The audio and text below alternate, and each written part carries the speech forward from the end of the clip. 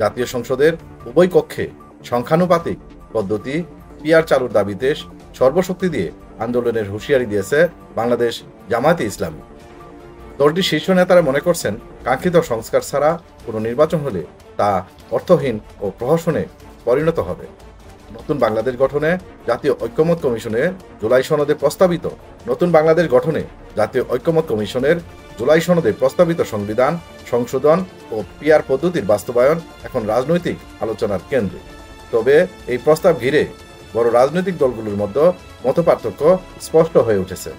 জামায়াতে ইসলামের সিনিয়র নায়েবে আমির অধ্যাপক মুজিবুর রহমান সতর্ক করে বলেছেন, পিআর পদ্ধতি ছাড়া সুষ্ঠু ও অর্থবহ নির্বাচন সম্ভব নয়। তাই জামায়াত সর্বশক্তি দিয়ে এ দাবি আদায়ের চেষ্টা করবে।